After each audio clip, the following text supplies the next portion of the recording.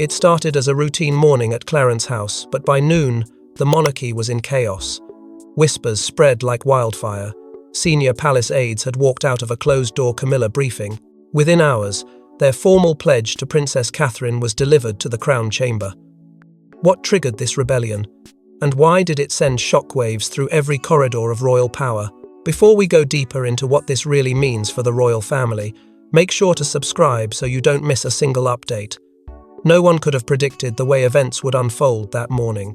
Camilla, who had summoned the meeting with the intention of reaffirming her control over household staff, found herself standing before a room filled with cold stares and barely veiled defiance.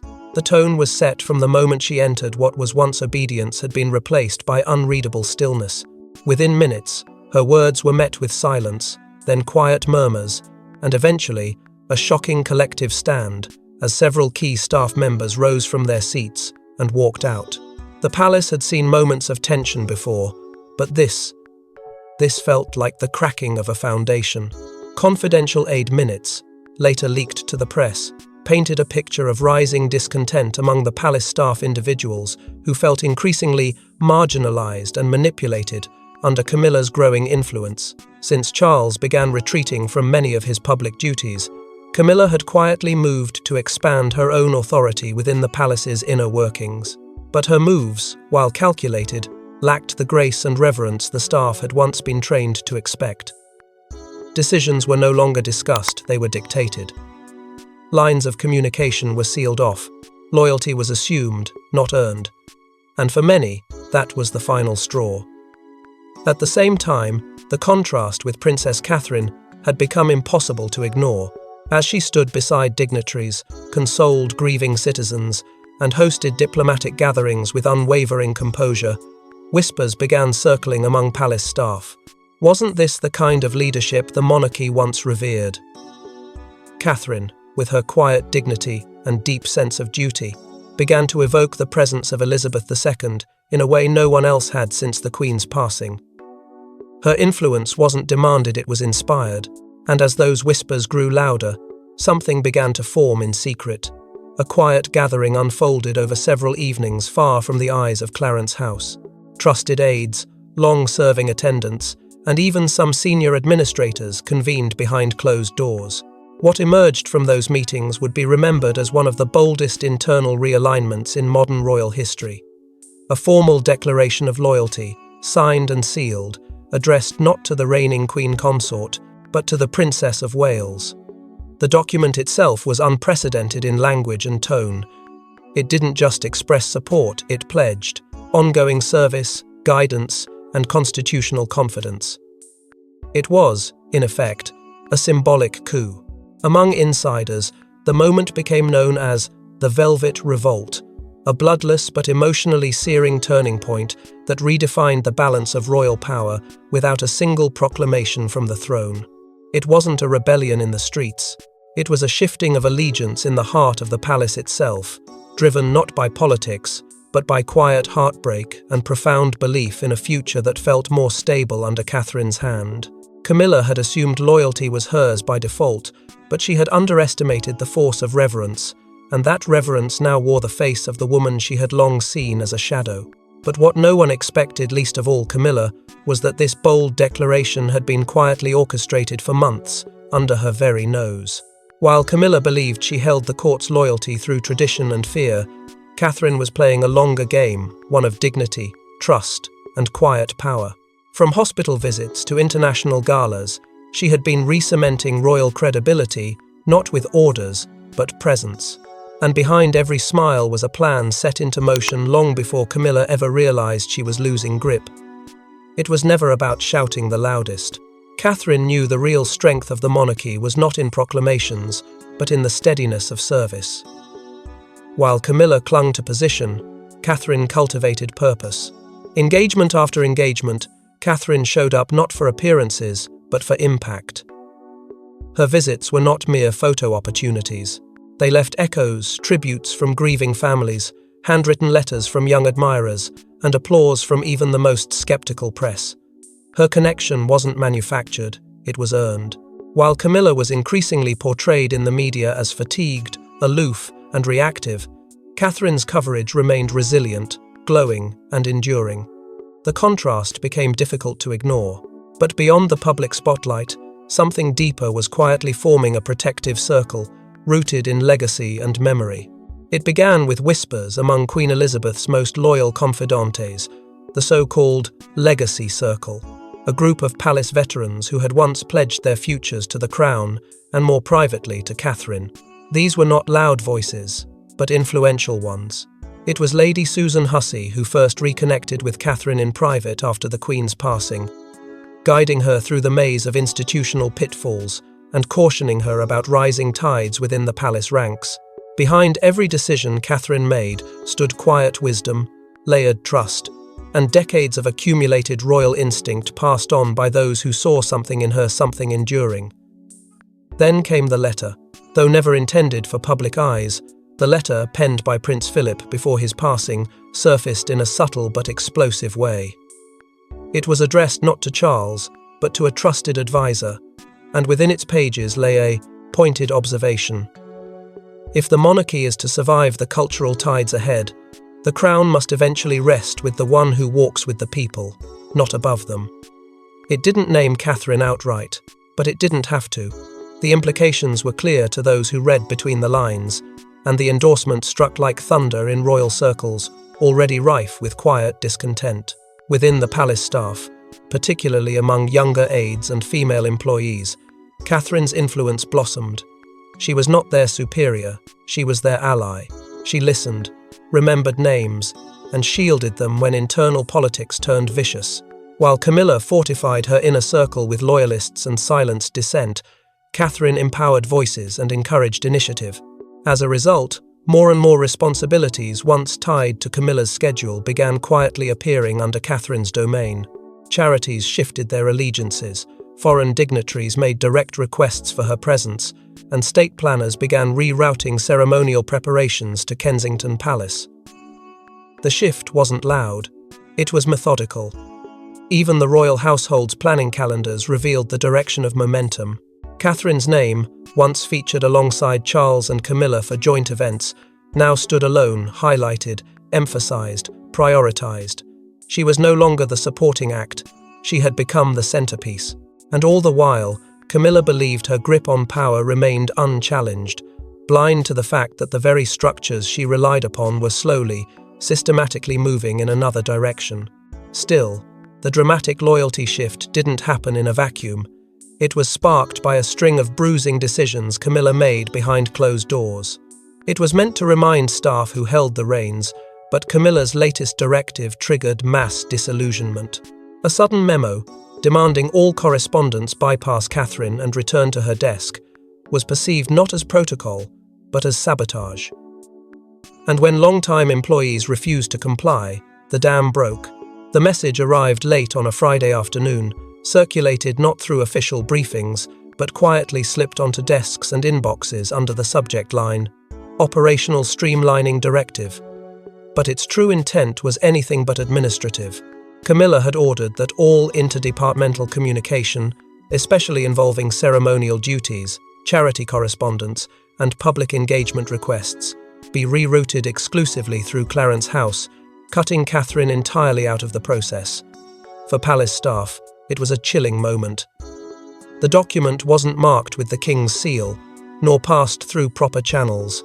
It bore only Camilla's initials, and the implication was clear: she was asserting dominance, not delegation.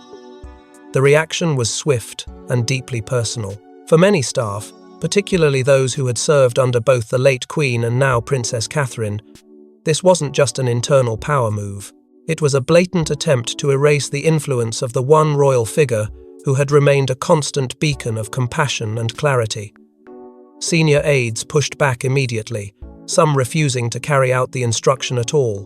One confidential memo described the directive as an unethical overreach, unbecoming of a royal consort. Another went further, warning that any enforcement of such a move could constitute a breach of long-standing Crown Chamber etiquette. These weren't political criticisms, they were lines in the sand. Behind the scenes, the unrest only deepened. Camilla's growing dependence on a small circle of outside advisors many with no official titles and little understanding of traditional palace mechanics, had been raising concerns for months. These individuals, described by one insider as outsiders with grudges, began dictating internal restructuring decisions, including staffing shifts and media controls. Their influence widened the rift between Clarence House and Kensington Palace. Tensions once whispered behind closed doors now spilled into corridors. Staff who once quietly tolerated the dysfunction began openly resisting it, and then came the leak. A WhatsApp screenshot, allegedly sent from a mid-level aide to a colleague after receiving Camilla's directive, was anonymously forwarded to a tabloid journalist. It read, "She's no queen, we follow the one who leads." The message spread like wildfire, igniting public speculation and internal embarrassment. It wasn't just a defiant message, it was a reflection of the deep emotional fracture within the monarchy's own workforce. While Clarence House scrambled to contain the optics, junior staff had already moved forward with a response that would make headlines. Without banners, without speeches, and without alerting the media, a silent walkout was staged. Dozens of junior staff gathered after hours, placed their royal badges into velvet-lined envelopes, and delivered them not to Clarence House, but directly to Windsor. Accompanying each envelope was a sealed scroll, signed in neat, deliberate script, stating their unwavering pledge to serve Catherine. The palace guards at Windsor, reportedly aware of the movement, accepted the scroll without a word and passed it directly to the private secretary's office. It was not rebellion for show. It was loyalty reborn, but even more telling than the walkout was the name quietly scribbled on the loyalty scroll. Not Catherine's royal title, but something far more symbolic. When aides addressed Princess Catherine in their statement, they didn't call her Princess of Wales. They used a different name, one never before formalized, yet deeply resonant: our Queen in Waiting. For Camilla, this wasn't just mutiny, it was an existential dethronement, emotionally devastating and politically seismic. The loyalty scroll, bound in royal blue ribbon and handed over in solemn silence, bore the signatures of 27 palace staff. They weren't just the young and ambitious. Among the names were senior administrators, veteran housekeepers, communications secretaries, and even a member of the ceremonial scheduling team, individuals with decades of service across multiple monarchs. The phrasing was deliberate. They pledged themselves to Her Majesty in Waiting, Catherine, bearer of the legacy crown and custodian of the people's faith. It was the first time in living memory that such language had ever been used in an official internal document, and its implications sent tremors through the royal household. The moment the scroll was logged by the private secretary's office, protocol demanded it be archived and acknowledged. That simple act triggered a domino of reactions. The Archbishop of Canterbury was informed as a matter of ecclesiastical formality. He was, after all, the spiritual head of the Church of England and custodian of the monarch's oath. But even he could not ignore the weight of what had transpired. Though no public statement was issued, palace sources confirmed that he annotated the submission with a quiet canonical remark, recorded in time of conscious shift. In royal parlance, that was as close to prophetic affirmation as one could offer without ceremony. To royal historians, the moment evoked chilling echoes of the monarchy's past crises. The ghost of Queen Mary's silent endurance during Edward VIII's abdication flickered once more. The quiet rage of Elizabeth Bowes-Lyon, forced to assert herself during the turbulent early days of her husband's reluctant kingship, loomed in comparison. This wasn't just about Catherine and Camilla, it was about the monarchy confronting yet another seismic undercurrent from within its own palace walls. But unlike the past, there was no radio address, no manifesto, only a quiet declaration written in dignified script, and a name that the people had already begun to speak aloud: Queen in Waiting. Camilla's emotional collapse came swiftly and privately. For 48 hours, she vanished from the palace. No public engagements, no internal meetings. Not even Clarence House staff knew where she had gone, until it was confirmed she had retreated to Mill House, her private residence. Those close to her described her as emotionally undone and unable to comprehend the depth of what had occurred. It wasn't merely disobedience, it was a redefinition of her relevance. For a woman who had fought decades for acceptance, this was betrayal cloaked in reverence, and it cut deeper than any tabloid headline ever had. And yet, King Charles's response was perhaps the most telling of all. There was no immediate statement, no symbolic gesture, only silence. Then, just hours before Camilla was due to reconvene with her aides for internal damage control, the meeting was abruptly cancelled by order of the king. Those closest to him reported that he spent the afternoon alone at Windsor, declining all briefings. No aides, no advisors, not even private secretaries. It was a silence that spoke volumes. As Camilla processed the unthinkable, one woman quietly emerged from the background with a sealed document in hand that would make the palace walls tremble. In a move that stunned both factions, Sophie, Duchess of Edinburgh, delivered a velvet envelope marked Appendix Windsor 4 directly to the Royal Household Board. The timing was chilling. The contents? Even more so. What did Sophie know, and why had she waited until now? The palace had barely begun to digest the fallout of the staff walkout and Catherine's naming as Queen in Waiting when Sophie stepped forward without warning, without preamble. Known for her quiet loyalty and decades of discretion, Sophie had kept her counsel through countless storms. But her decision to produce a document that had been sealed since Queen Elizabeth's final days was not a mere gesture, it was a calculated intervention. Insiders whispered that she had held it close, waiting for a moment when the institution itself stood on the brink. That moment had come. Appendix Windsor 4 was long rumoured among senior aides to be part of a collection of private documents the late Queen had commissioned in the final 2 years of her reign. An effort to safeguard the monarchy not only against external threats, but internal fracture. It was reportedly crafted in consultation with Prince Philip and select constitutional advisors, meant to address succession ambiguities in the event of unanticipated instability. No one outside the Royal Household Board had ever seen it. Some thought it myth, others believed it had been destroyed. But now, in the hands of Sophie, it was not just real, it was decisive. Sophie's involvement was no coincidence. Her long-standing bond with Catherine, rooted in shared values and mutual trust, had quietly grown over years of being sidelined during Camilla's ascent.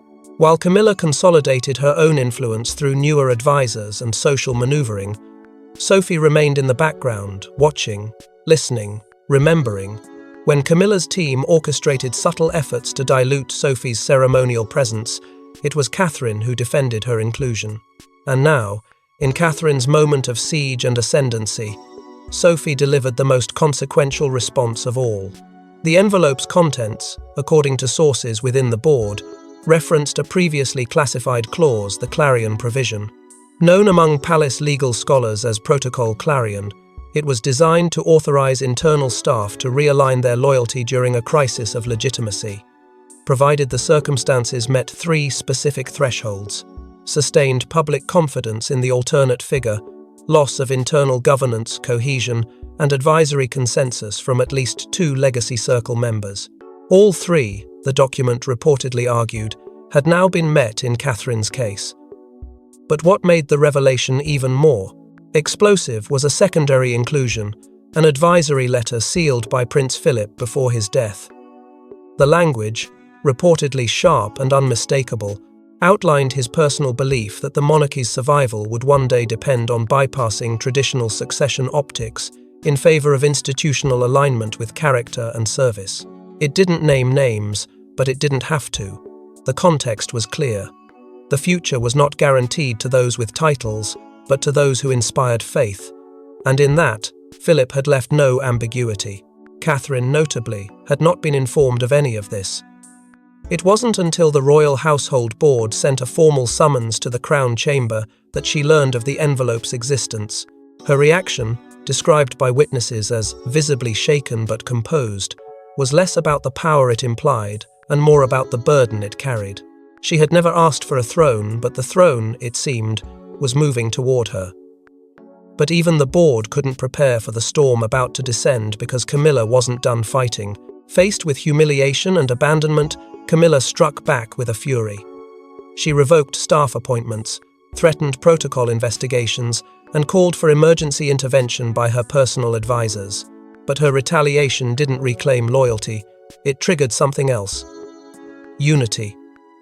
Staff who had been silent now spoke, and the palace would never be the same.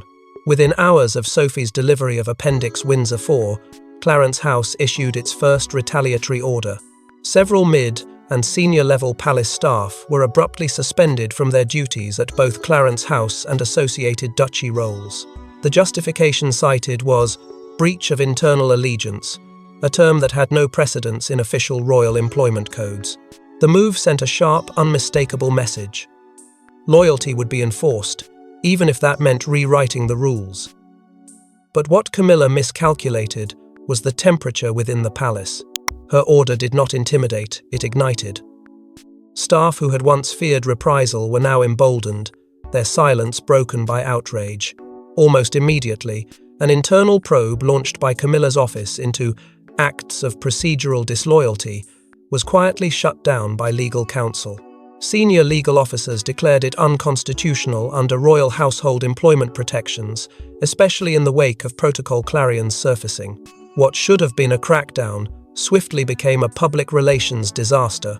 A second leak, this time from within the Royal Access Protocol team, confirmed that Catherine's clearance to sensitive royal documents had not only remained untouched, it had recently been reaffirmed by the Crown Chamber. Camilla's narrative, one of supposed insubordination and conspiracy, collapsed under the weight of formal record. The staff's allegiance to Catherine had not been a breach of trust, it was validated by the institution's own legal spine. As tensions exploded behind a palace gates, it was Princess Anne who emerged as an unlikely yet unyielding force. In an emergency Privy Council call requested by the Crown Equerry, Anne defended Catherine not with flattery but with firm, unvarnished words.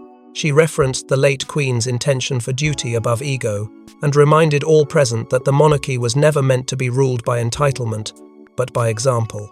Her words, reportedly delivered without notes and with visible emotion, silenced even the most hardened loyalists in Camilla's camp. For the first time since the crisis began, a senior royal had chosen sides, and she had done so without hesitation. That same afternoon, King Charles issued a discreet but thunderous order. Camilla's directive authority would be withdrawn, pending institutional review. No timetable, no compromise.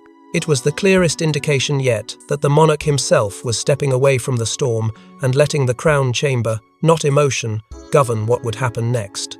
Camilla, once the steady shadow behind the throne, now stood alone against a tide no longer willing to hold back. Then came the staff's second pledge. This time, it bore not only their names but an official co-signature from Kensington Palace. The document, marked with Catherine's seal but not her hand, stated that the office recognised the pledge as voluntary, valid, and grounded in service. It was not a coronation, but it was something just as powerful: legitimacy through unity. For the staff, it was a final declaration. For Camilla, it was the last severing thread. Yet, amid the turmoil, Catherine didn't gloat or retaliate. Instead, she made a move that left even her allies breathless. In a private gathering within the Windsor Library, Catherine addressed the very staff who had pledged their loyalty. Her message was not of triumph, but of service, responsibility, and healing. Aides say some wept. One called it the most Windsor moment since Elizabeth's reign. But even in grace, her words drew a new line in the royal sand. The air in the library was heavy with anticipation, not celebration. The staff, many still reeling from the events of the past fortnight, expected a statement of gratitude or direction. What they received instead was something far deeper.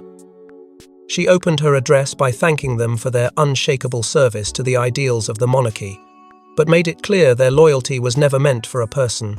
"We serve the crown," she said, "not the crown bearer." The weight of those words landed with force. This wasn't about Camilla. It wasn't even about Catherine. It was about principle, about returning to the core of royal duty so many feared had been lost. Then, with a quiet reverence, Catherine shared something no one in the room had expected: a handwritten note from Queen Elizabeth II, entrusted to her just weeks before the Queen's passing. The note, short but pointed, was labelled, "For when storms come."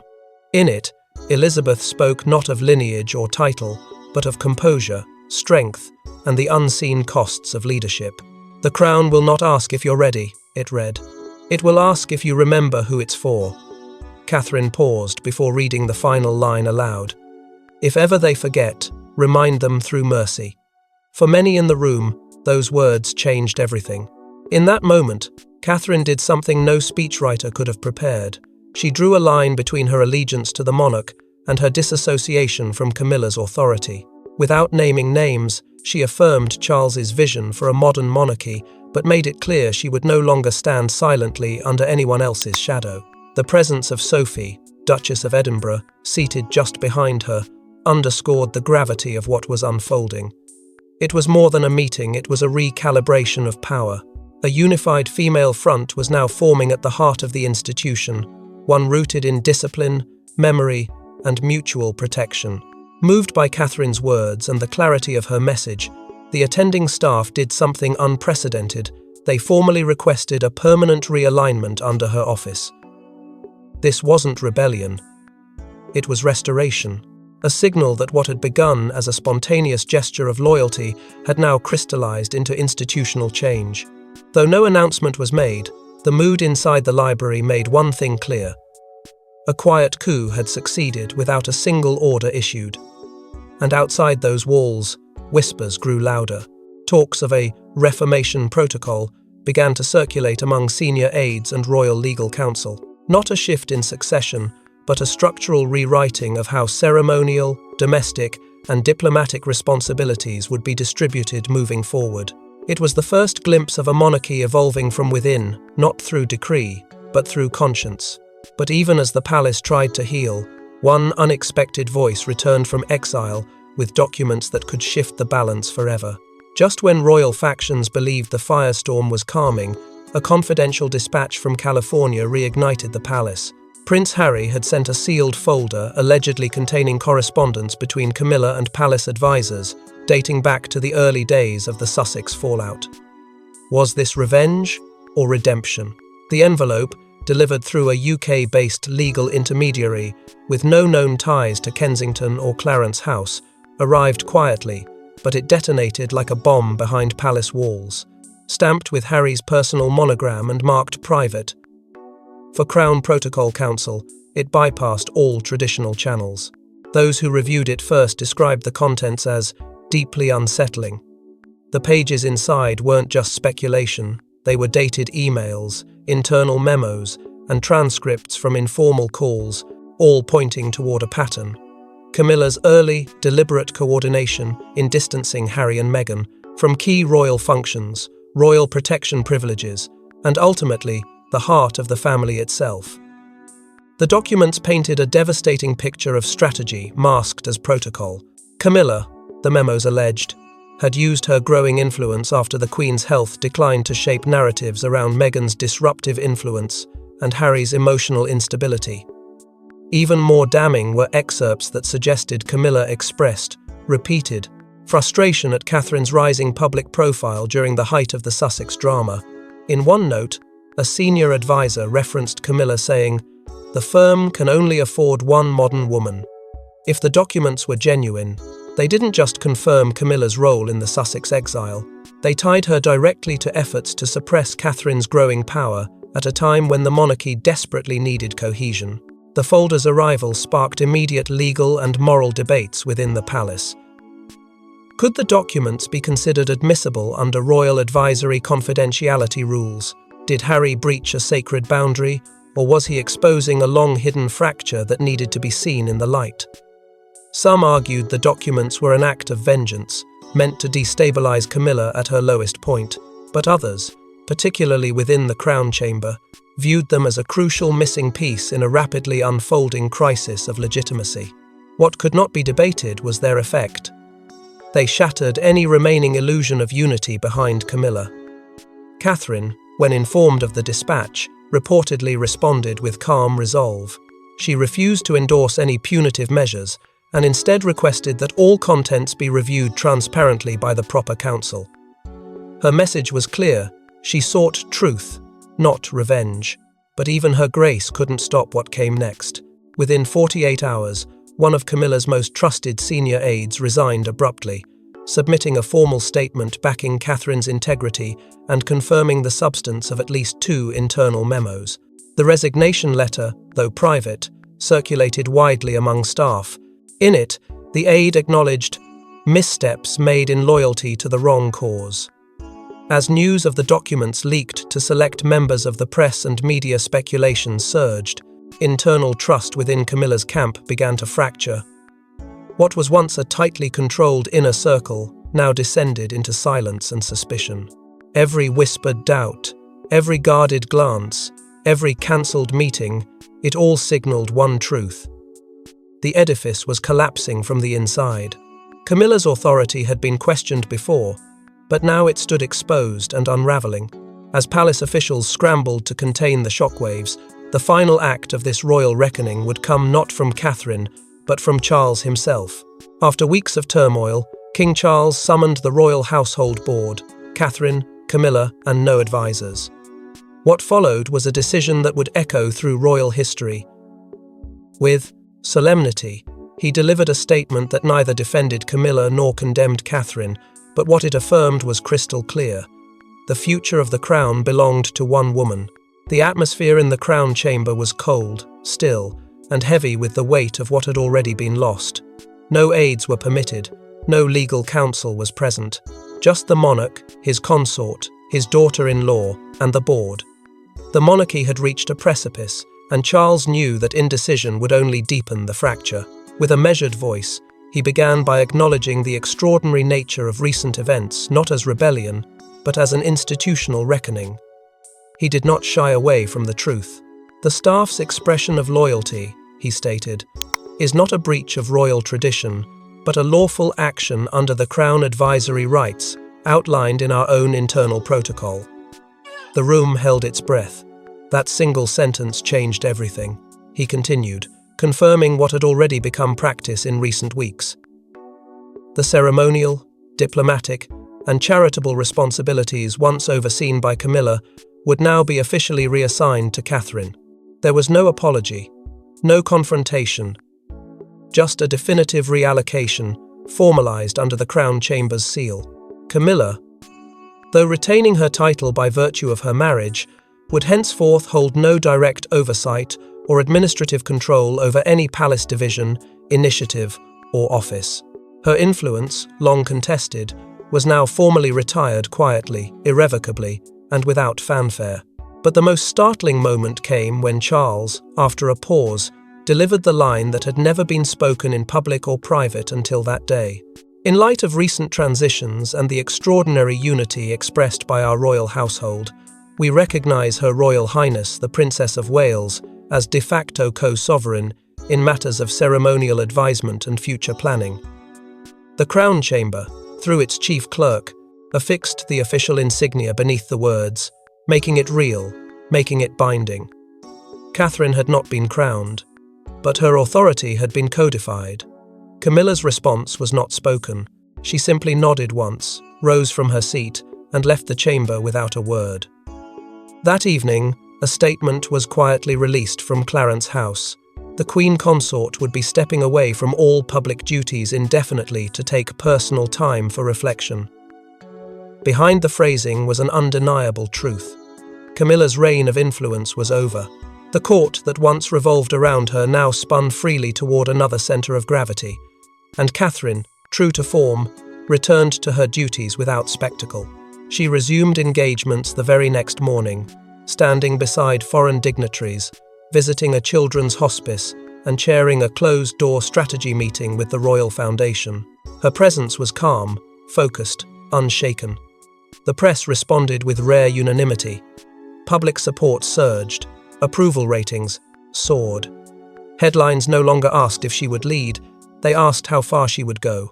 But even with this monumental shift, whispers of a deeper succession protocol continue to stir. And if the rumors are true, Catherine's rise may only be beginning. Please don't forget to like and subscribe, and we will see you in next one.